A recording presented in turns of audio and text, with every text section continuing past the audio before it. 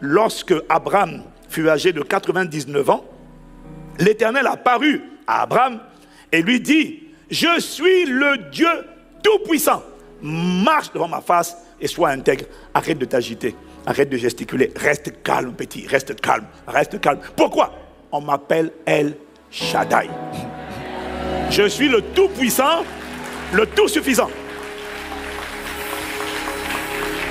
Autrement dit, je suis le Dieu de power. Et ce qui enfante des miracles, c'est justement power. Le mot puissance, c'est aussi traduit par capacité. Et c'est de là que vient le mot capable.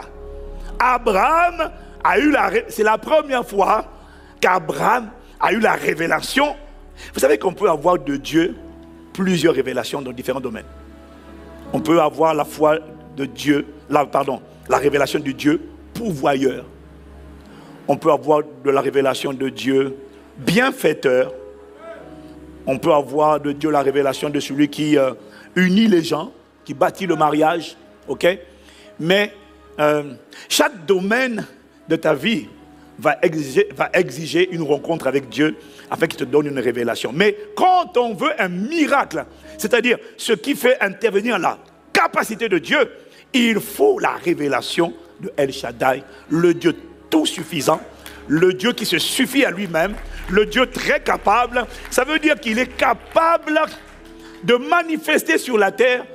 Il est capable de faire ce qui même sur la terre n'a jamais été fait, n'existe pas. Ce n'est pas une limite pour lui. Ce qu'on appelle impossible, ça n'existe pas pour lui. C'est sa sphère de compétence, c'est son domaine d'activité, de spécialisation, car tout est possible à Dieu et rien n'est impossible. Quelqu'un dit Amen. Donc, Abraham a eu la révélation de que Dieu est capable. Mais Dieu est capable de quoi? Premièrement, Abraham a eu la révélation, c'est ce que nous dit le verset 17. Abraham a eu la révélation que Dieu donne la vie à ce qui était mort. Donc, Abraham a eu la révélation de ce que Dieu est le Dieu de la résurrection. Alors, pour voir le miracle, tu dois croire que Dieu veut, c'est sa volonté. Tu dois croire ça. Ce n'est pas sa volonté. Il a dit, ce n'est pas sa volonté que nous soyons affligés et tourmentés. Non. Il a dit, si vous, méchants comme vous êtes, vous savez donner de bonnes choses à vos enfants, à combien plus forte raison votre Père Céleste saura-t-il donner de bonnes choses, ou le Saint-Esprit, à ceux qui le lui demandent.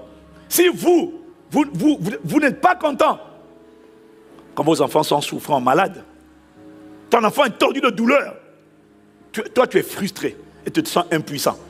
La différence entre Dieu et toi, c'est que toi tu te sens impuissant, mais lui il est tout puissant. Donc tu ne peux pas me dire non, si c'est la volonté de Dieu que je reste comme ça. Non, ce n'est pas ta volonté. Donc quand tu pries, c'est juste que tu ne dois pas zoomer ta prière sur toi. Mais tu dois plaider avec Dieu pour dire, ça là, ce n'est pas ta volonté. Ce n'est pas ta volonté que mon corps soit souffrant, parce que j'ai besoin de la vigueur pour accomplir le destin pour lequel tu m'as créé. J'ai besoin d'être en bonne santé. Donc je refuse. Les voix qui disent, ah non, c'est normal. Non, ce n'est pas normal. Je refuse.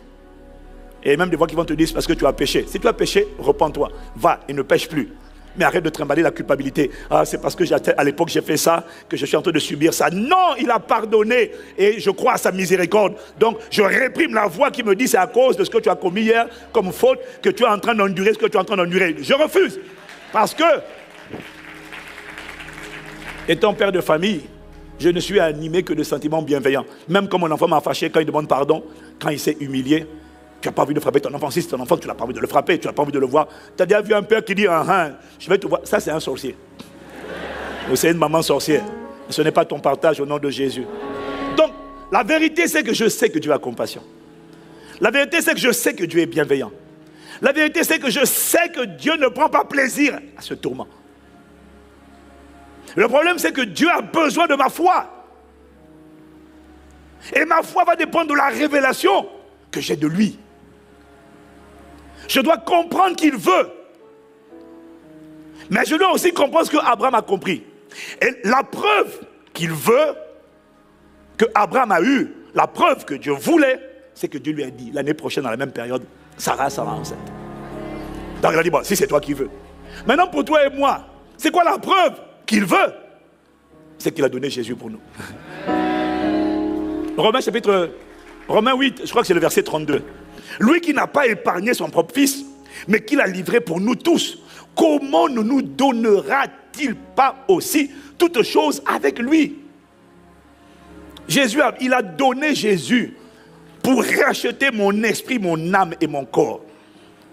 Donc, je n'ai pas besoin de la promesse de Dieu.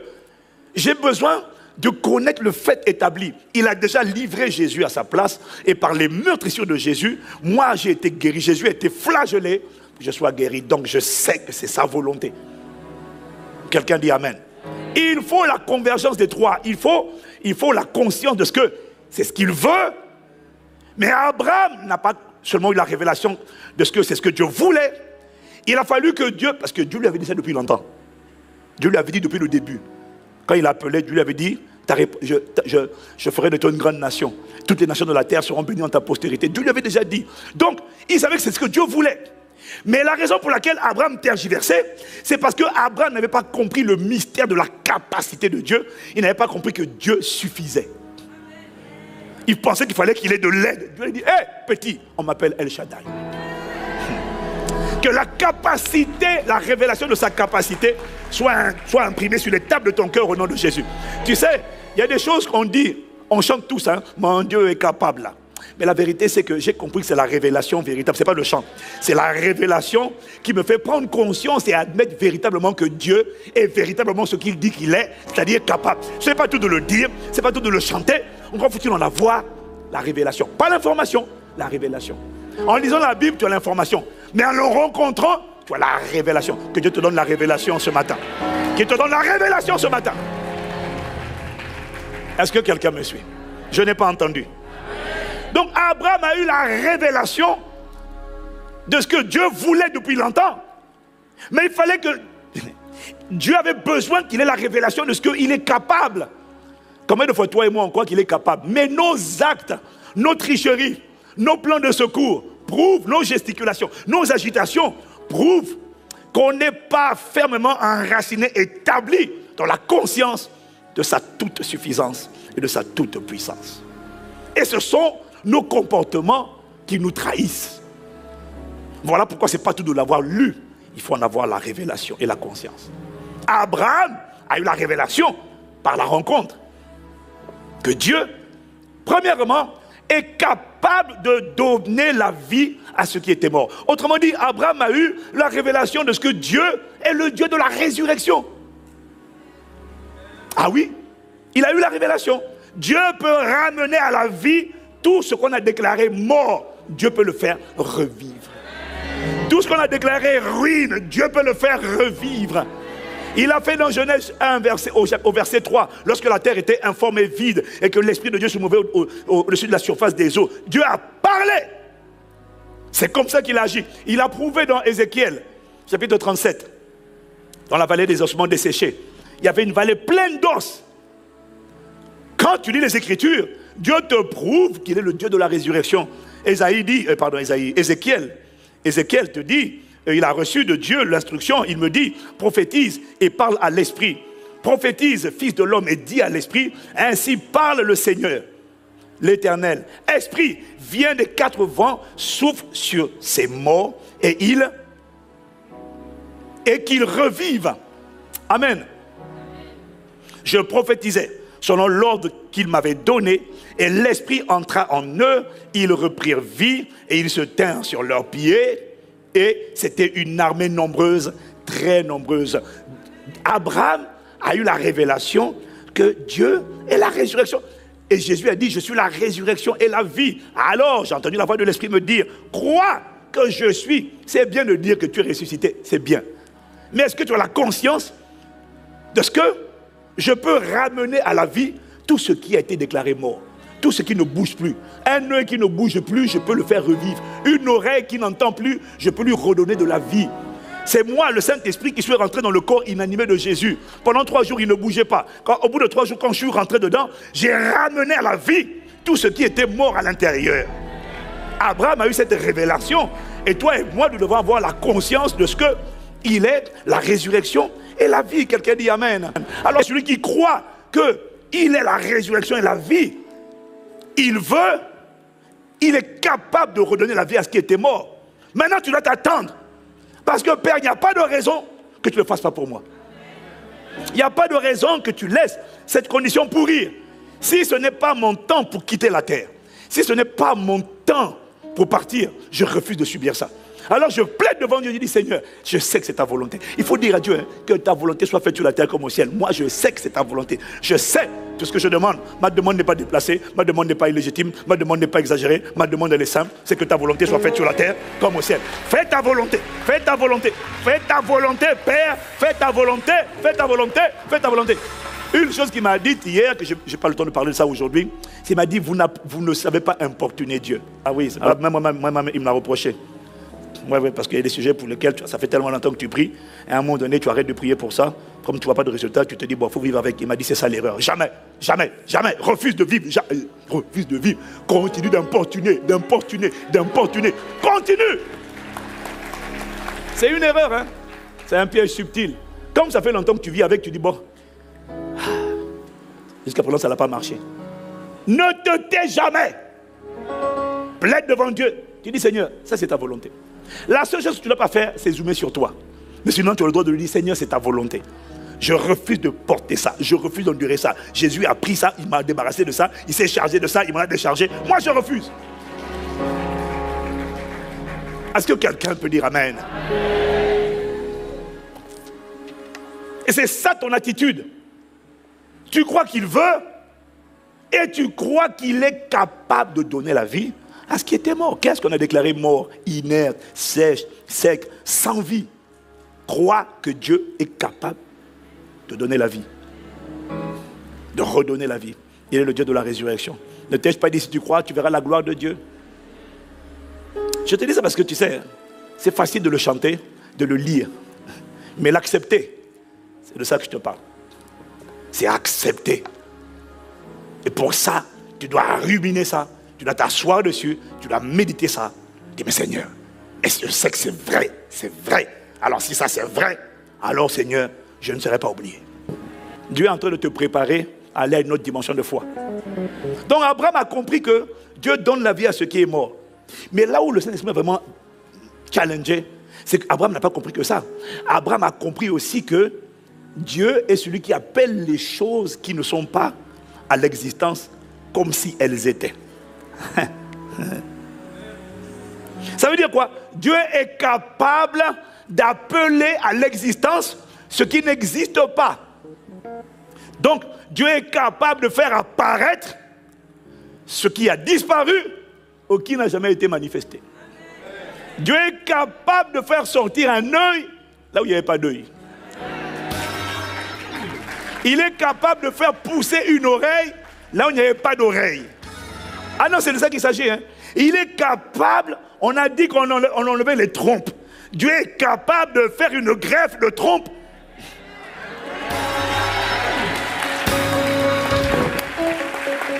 Je te dis qu'il est capable, en termes de capacité, il est capable. Et tant que tu ne vas pas accepter, ce n'est pas la peine de le chanter, de dire non, non, non.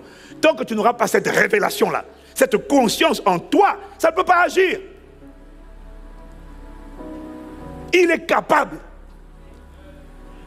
d'appeler, de faire sortir de l'invisible. Il est capable de faire sortir de l'invisible quelque chose et l'amener dans le visible. Est-ce que quelqu'un me suit? Pourquoi il est capable de faire ça? Parce que c'est ce qu'il a fait pour créer le monde. Ce n'est pas un exercice nouveau pour lui. Hébreux 11, verset 3. Il dit, il est écrit, c'est par la foi que nous reconnaissons que le monde, ou en d'autres versions disent les mondes, aion, c'est-à-dire l'univers et tout ce qui existe, la terre, la mer, les plantes, les océans, les oiseaux, les animaux, les êtres humains, les minéraux, tout ce qui existe a été formé, catatizo, ça veut dire façonné par la parole de Dieu. Et ce qui est génial ici, c'est que le mot parole, c'est le mot grec rhéma. Donc il dit, c'est par la foi que nous reconnaissons que tout ce qui existe là, ça existe comment? Dieu a dû appeler. Puis Dieu dit, faisons. Puis Dieu dit, faisons. Puis Dieu dit, puis Dieu dit. Ça c'est dans Genèse chapitre 1. Puis Dieu dit. Tout ce qui existe a été appelé par Dieu. A été créé, a été formé, façonné par le réma de Dieu. Donc Dieu a parlé. Voilà pourquoi quand Dieu parle, change d'attitude. La pire des choses, la pire des erreurs que tu puisses commettre quand Dieu parle, c'est la familiarité. C'est de dire, oh, je suis déjà habitué à ce genre de paroles. Tous les gens qui te disent qu'ils ont reçu, ils n'ont pas banalisé. Ils ont dit, je prends ça. Pourquoi? Ils ont discerné que c'est poussé par l'esprit que des hommes ont parlé. À cet instant-là, c'était l'esprit. Donc ce texte dit que c'est par la foi que nous reconnaissons que le monde a été formé par la parole. Dieu a dû parler en sorte que ce qu'on voit n'a pas été fait de choses visibles. Maintenant, on prend la version français courant pour mieux comprendre le passage. Et il est écrit, par la foi, nous comprenons que l'univers a été formé par la parole de Dieu, en sorte que ce qui est visible a été fait à partir de ce qui est invisible. Donc, Dieu est capable de faire sortir l'invisible de l'invisible. Il est capable de faire sortir les choses visibles. C'est parce que c'est ce qu'il a fait depuis le commencement. Tout ce que Dieu a créé, il a fait sortir de l'invisible.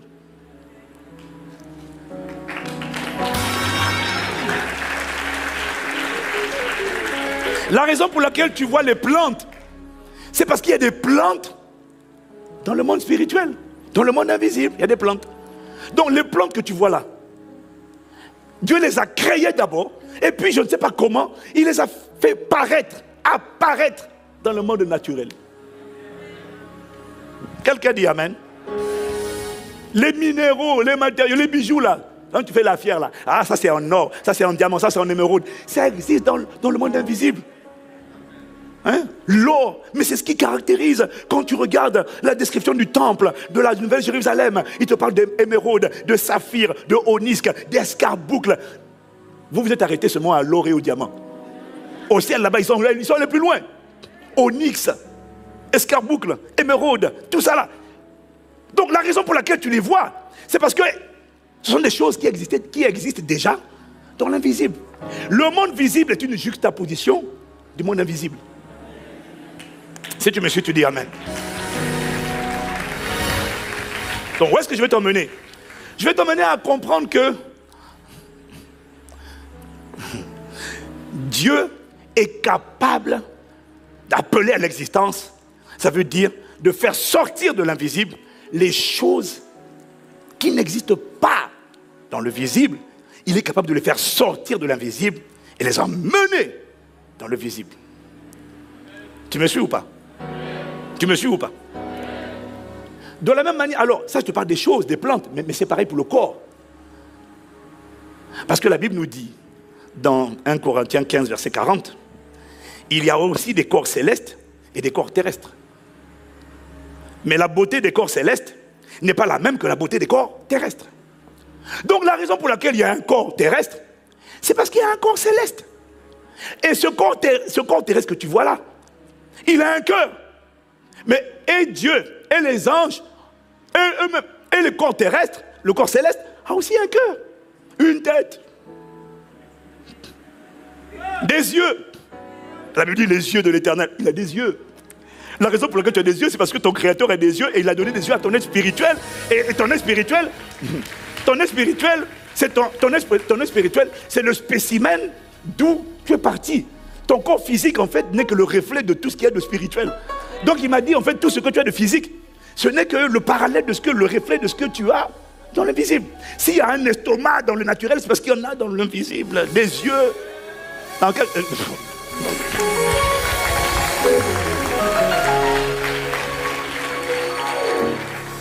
Tout ce que Dieu a créé, c'est pas moi, hein, c'est écrit.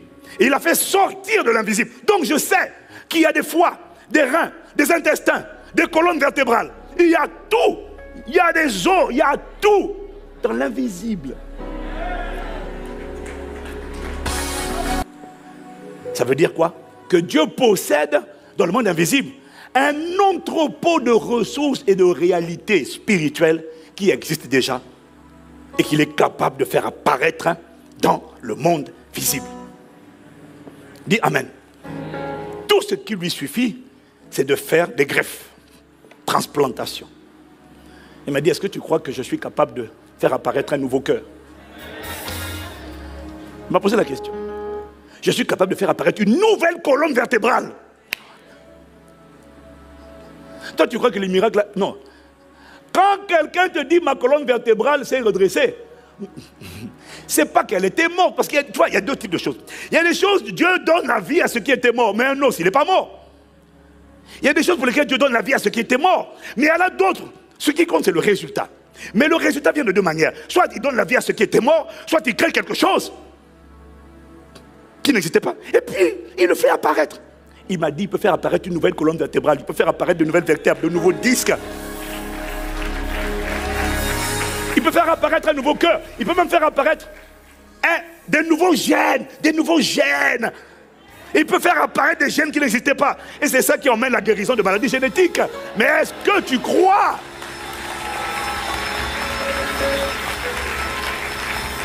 Est-ce que tu as compris que je suis El Shaddai? Et que ce qui n'existe pas, je peux le faire apparaître. Et puis il m'a dit une chose. Il m'a dit, si les hommes sont capables de te donner un nouveau cœur, transplantation cardiaque, de te faire une greffe de cœur, une greffe de rein, une greffe de poumon. Mais sauf que pour faire cette greffe-là, les êtres humains vont aller ouvrir le corps de quelqu'un d'autre. Et puis, on enlève ton cœur, et puis on te met un nouveau cœur.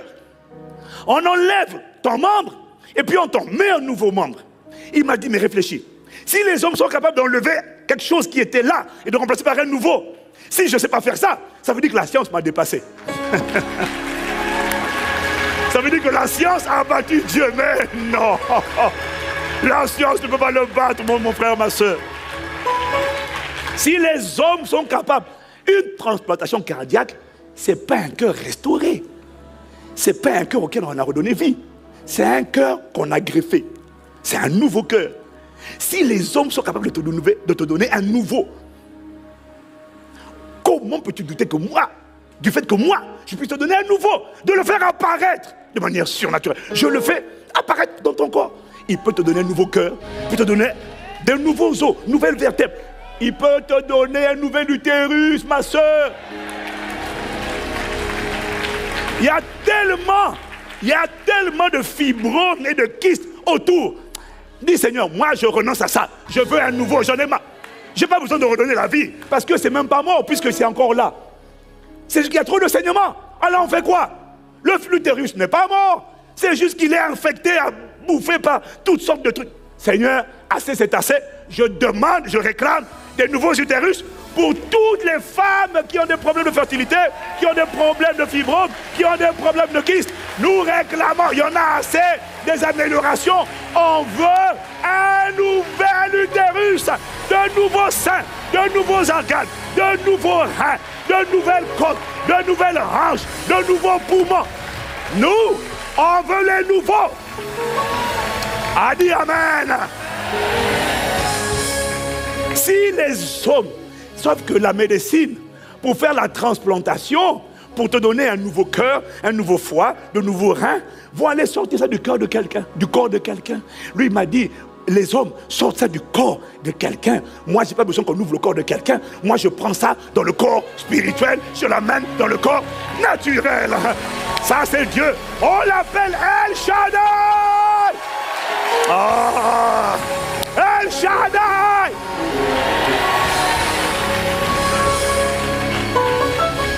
Alors quand Abraham a eu cette révélation, il s'est calmé. Il a arrêté de s'agiter, il a dit, ah, c'est ça El Shaddai. Hein? Donc, les deux cas de figure sont possibles. Soit je fais revivre ce qui était mort.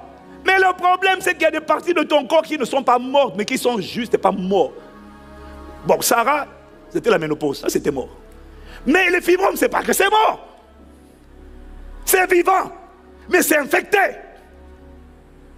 Est-ce que tu crois que Dieu peut faire sortir un nouvel organe? Celui celui qui vit le miraculeux, il croit que Dieu veut. Il a compris que Dieu peut. Et il est sûr que Dieu est tellement bienveillant, bon. Mais tu ne vas pas me laisser vivre comme ça. Ah non. Et là tu vas plaider, tu dis ah non. Ah non. Ah moi, ma demande n'est pas déplacée. Ah ma demande, mon Seigneur. Tu as dit lorsque nous demandons une chose selon ta volonté. Lorsque nous demandons quelque chose selon ta volonté, nous savons que tu nous entends. Et si tu nous entends, nous savons que nous possédons la chose que nous avons demandé. Moi, je réclame, pas pour moi, mais pour toutes les femmes qui souffrent de ça. Père, étends ta main. C'est comme ça qu'il faut prier. Étends ta main. Assez. C'est assez. Il y a des boules qui doivent disparaître, des corps. Il y en a assez. Percez-les au nom de Jésus-Christ. Et même d'ailleurs, ne les perce plus. Arrache-les et puis mets de nouveau. Voilà, c'est mieux. J'ai dit arrache-les, Père, et mets de nouveau.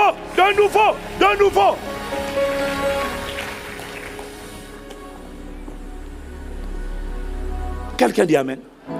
Mais si Dieu n'est pas capable de faire ça, ça veut dire que la science a dépassé Dieu. Parce que la science le fait. Pas pour tous les organes, mais demain. Elle est en train de commencer. Demain, elle va le faire. Même les maladies génétiques. La science est en train de trouver des remèdes pour pouvoir vivre quand même malgré certaines maladies génétiques. Mais alors toi aussi, si la science arrive à s'en sortir, à permettre à quelqu'un qui a telle maladie génétique quand même de... Écoute. Seigneur, mets de nouveaux gènes. Tu peux les faire apparaître. Parce que le principe, c'est quoi? Psaume 33, il dit au verset 9, car il dit, la clé, il y a 3 facteurs qui doivent intervenir. Le premier facteur, c'est le dit, c'est-à-dire la parole. Je te répète, ne sous-estime pas lorsque Dieu parle par son esprit, à toi de discerner lorsque ce que quelqu'un est en train de dire, est-ce que c'est son intellect qui est en train de parler ou est-ce que c'est l'esprit qui est en train de parler par lui? Ça, tu dois le discerner. Mais si tu discernes que c'est l'esprit, alors connecte-toi à toutes les paroles qui sortent de la bouche de la personne qui est en train de parler. La première clé, c'est la voix, le dit. La deuxième clé, c'est la puissance engagée. Pour qu'il y ait le miraculeux, il faut qu'il y ait la voix, Dieu parle. Il faut qu'il y ait ta foi. Tu crois qu'il va. Mais le troisième élément qui manque souvent, c'est la puissance et l'autorité. Parce que tous les miracles que tu as entendus, c'est quoi? C'est la puissance mobilisée, engagée. Quelqu'un me suit? Parce que parfois, toi-même, par toi, au niveau où tu es, tu n'as pas le niveau de puissance suffisant. Mais ce n'est pas grave. Quand tu ne l'as pas, mais que tu as la voix, tu as cru à la parole, et que tu as la foi, tu crois que tu vas faire. Connecte-toi à des atmosphères de puissance, connecte-toi à des plateformes de puissance, connecte-toi à la dynamique de l'église corporative, où ta voix n'est plus seule, mais où ta voix est ajoutée à d'autres voix, et puis à la voix des pères. Et puis là, il y a une dimension que seul tu ne parviens pas à atteindre. Là, tu es qualifié pour voir les miracles se manifester. Ça prendra le temps que ça prendra. Mais je sais qu'il peut, il veut. Tu vas le faire. God, you're gonna do it. Quiconque espère en toi ne sera pas confondu. Là, tu viens plaider. Tu dis, Seigneur, tu vas le faire. Hein? Mais je ne bouge pas de là. Je ne bouge pas. Je suis là. Tant que tu ne m'as pas visité, je ne bouge pas. Je sais que c'est ma saison. Je sais que tu veux. Je sais que tu peux. Et je dis que tu vas le faire. Parce que tu es bon. Parce que même moi, je n'aimerais pas mon enfant comme ça. Alors, à combien de forte raison toi? Je sais que tu n'aimes pas cette situation. Tu as en horreur les œuvres du diable. Alors, glorifie ton nom. Manifeste-toi. Dieu, tout ce que tu vois, c'est le résultat dans le monde naturel qui n'a pas été créé par l'homme, mais par Dieu. C'est le résultat de quelque chose qui est sorti de l'invisible. Comment cela s'est-il fait? Ben, c'est simple. Dieu a dit. Et la chose a paru. Regarde le psaume 105, au verset 31. Il est écrit, il dit, et parurent les mouches venimeuses, les poux sur tout leur territoire. Comment les mouches? Il n'y avait pas de mouches en Égypte. Il n'y avait pas de poux en Égypte. Comment les poux sont-ils apparus? Comment les mouches sont-elles apparues? La réponse est là. Il dit, Dieu a parlé par Moïse. Dieu parle toujours par quelqu'un. Il a dit, Pharaon, j'envoie les mouches. Ainsi parle le Seigneur. Les mouches demain. Et les poux aussi. Pharaon dit, ah bon? Le climat n'est pas, c'est pas la saison, c'est pas la période des mouches. Il n'y en a pas dans le pays d'Égypte. Il n'y en a pas. Pour qu'ils viennent ici, il faut qu'il y ait quelque chose qui les attire. Il n'y en a pas. Dieu dit et parure. C'est ça le principe de Dieu. Quand Dieu parle, ne sait pas de comprendre comment. Dieu a dit à Marie, tu seras enceinte. Quelque temps après, le ventre a gonflé. N'essaie pas de comprendre. C'est l'enfantement miraculeux de la parole. Dieu a parlé. Dieu a parlé. Et dans la parole de Dieu, il y a eu un sperme. On ne peut pas expliquer. On ne peut pas expliquer. N'essaie pas d'expliquer. Mais tu vas constater l'apparition, si tu crois, de ce que Dieu a dit. C'est tout. N'explique pas. Parce que la création tout entière, mais ce n'est pas logique. Dieu parle et la chose apparaît.